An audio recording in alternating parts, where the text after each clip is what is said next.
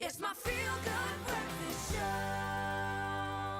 Welcome back. This is your Feel Good Breakfast Show. It's a Monday morning, and that time of a Monday morning when we get to chat all about relationships. Now, they say that two is company, but three's a crowd, and many people believe the same sentiment applies to romantic relationships. Yet, polygamous marriages have been a part of the traditional fabric of marriage in South Africa for many, many years, and polyamorous relationships are, of course, arrangements that are becoming more and more visible in our country. That's right. Well, we are asking you the question, are you and your partner thinking of entering into an open relationship, or are you currently in an open relationship?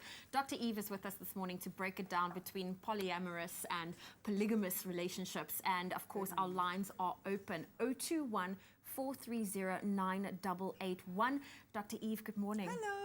Oh, good to have you back, Dr. Eve. And of course, this is going to be very, very controversial. From the very beginning, when you just utter the words people just do that. Exactly. So why are people considering these open relationships more and more these days? Let's start at what's going on in monogamous relationships. And I know these terms are really confusing, so I'm going to kind of explain them as we go along.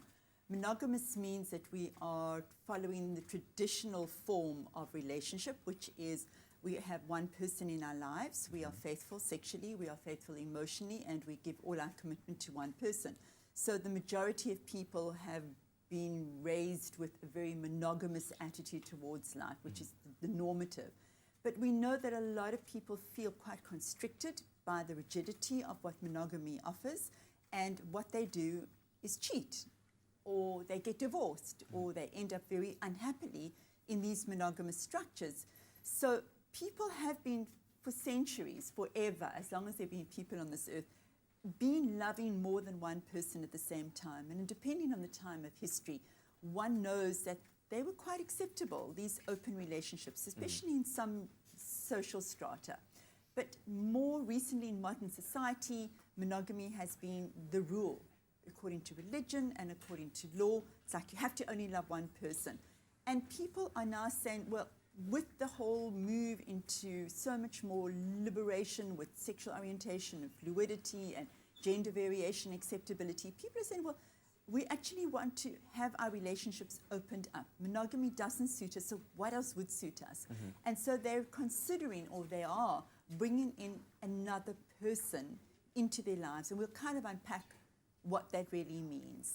Well, I feel like we need to also unpack what polygamy and polyamorous means, because I think that can easily be confused. And especially in our country, which, as you said in the lead-in, we have a president who lives a very polygamous lifestyle, and that's a very traditional lifestyle. So in South Africa, our law makes place for a customary traditional marriage called polygamy. We don't only have a monogamous marriage, but a lot of people rebel against that because there isn't a sense of equity, where there is the man who has all the power and he has all the pleasure, in a way, I think huge responsibility, of being able to accrue as many women as what he wants.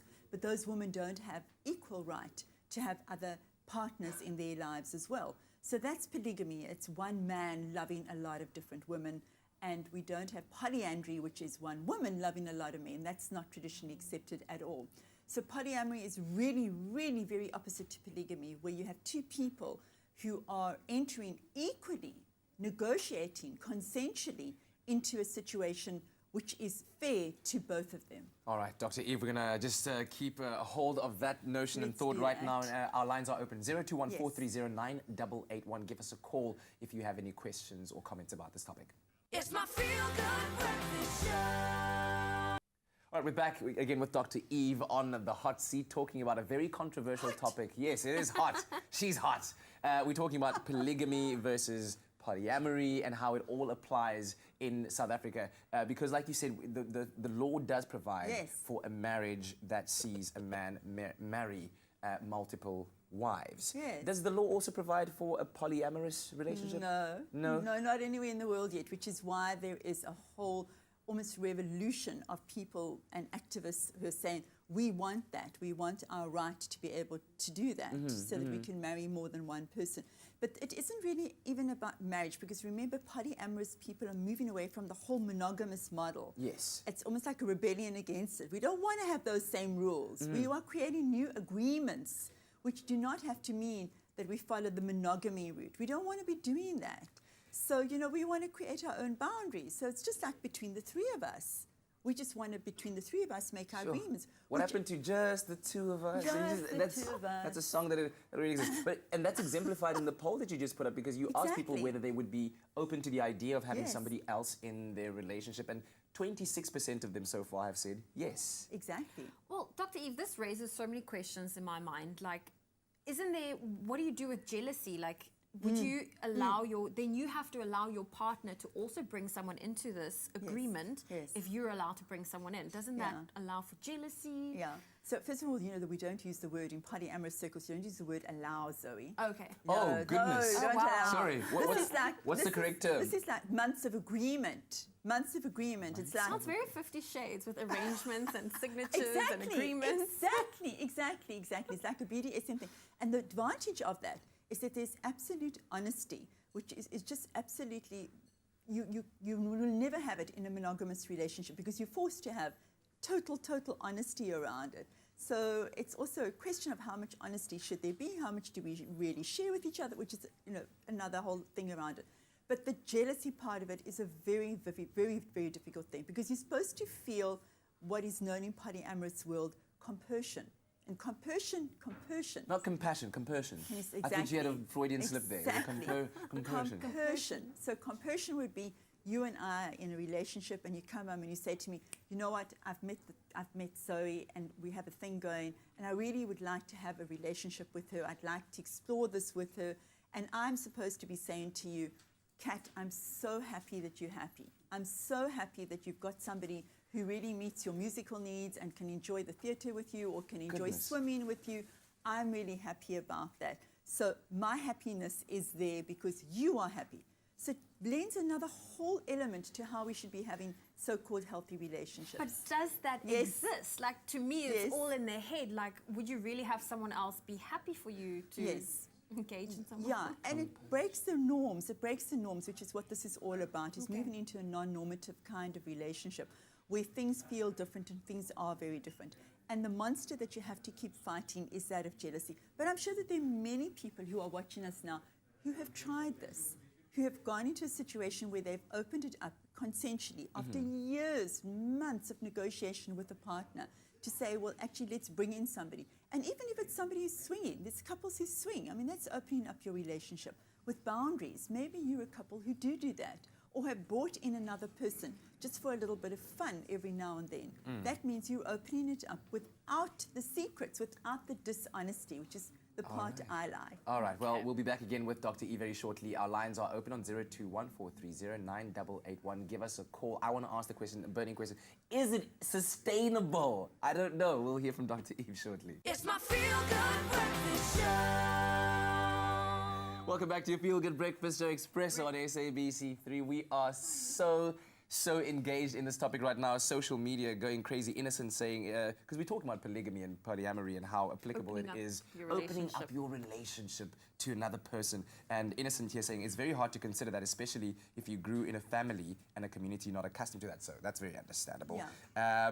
And somebody even, this one here from Zarir says, yeah, let's increase our HIV epidemic. Thinking emoji. Yeah. Is that a wrong notion? Yes, it is. There's so many misconceptions and myths around polyamory, and the thing with polyamory is because you're talking and there isn't any cheating and everybody's in on it, there is a much higher incidence of using condoms and talking about safety than there would be in a monogamous relationship when somebody's out there cheating. So you have a better safety record in polyamory. Well, Dr. Eve, we have a caller on the line. Yes. Rick, good morning from Port Elizabeth. Hi, good morning. Morning. What's your Hi. comment or question for Dr. Eve? First things first, Expresso is the best show on TV. Fantastic way to start the day, very vibrant. Thank and you, Rick. enjoyable. Thank Thanks you for all so you much. do. Dr. Eve, often Hi. watch some of your sessions on Expresso. Very challenging, controversial side of things. Quick one from my side comment is that too many cooks in the kitchen spoil the broth. And, choose companies, but please the crowd. Yeah. And on that note, sorry, just one last thing. Look, I'm of a biblical worldview. I'm a creationist. I believe in God's, rules and regulations in terms of suggestions, not legalism or ritual, But in terms of a relationship and one of being obedient, I understand that obviously another person may not follow that faith. If they're not following that faith, that might not mean much to them. But I just think there's a lot of wisdom in one man and one woman. So that's my opinion and comment. Thank you so Rick. much. Thank We you, really Rick. appreciate it. Yeah, I really do like that, and I think it shakes us all up to even consider that there could be 3 cooks in the kitchen. We're not used to this idea. My theory around this is that there are 55% of people have 3 cooks in their kitchen, but they're cheating around it. And I really think that we know that brings so much pain. Yes, you thinking. Yeah, I just That's kind of your wanted to thinking ask, face. you know, Tell when me. we look at the monogamous relationship and the Yes. high rate of divorce, has anybody actually done a study on the sustainability and success rate of polyamorous relationships Yeah. and how well they do for your person, your emotions, your soul, if you will, and your well-being? Your well-being, very much so. So this is the conference that I attended in Vienna, where there was a lot of research that's been presented, because this is very new. The research is just happening. Our particular conference has only been going 2 years, which means that the research is slowly increasing. People are more interested in studying it. And they are showing that people who enter into poly relationships do feel a greater sense of security and well-being. Their struggles is, as I was mentioning, around jealousy, but it feels for them, those people who do get into it, that this is much more liberating. I feel more supported. I feel I have more community. I feel like I'm just not depending on one person for all my needs. And it's very, very hard to raise a child without an extended family. So it's almost like building an extended family as well. So the research is going to keep coming out, and we're going to be able to keep seeing whether the benefits outweigh the negatives. All the time, we've got to bear in mind that monogamous relationships are really not always that healthy. People, of course, choose that, as the majority of people do, but that doesn't mean that they're healthy and that they make us feel well. So polyamorous people as well, they have their struggles, just like monogamous people do. But these are new concepts that we're all struggling with right now. We're all wondering about them. And my bottom line around this is, you know, don't cheat. If you're in a situation where you're thinking of cheating, rather talk to your partner. You may be very surprised that they may be more amenable to saying, let's open this up and think about doing it a little differently, but with more honesty. Sure. Dr. Eve, thank you so much. That was such an engaging topic, and I hope that it enlightened something in you that might challenge you Yes. in many, many ways as well. So we'll see you again next week. Hopefully you're not going on another trip. Not next No, week. no. As always, thanks, babe.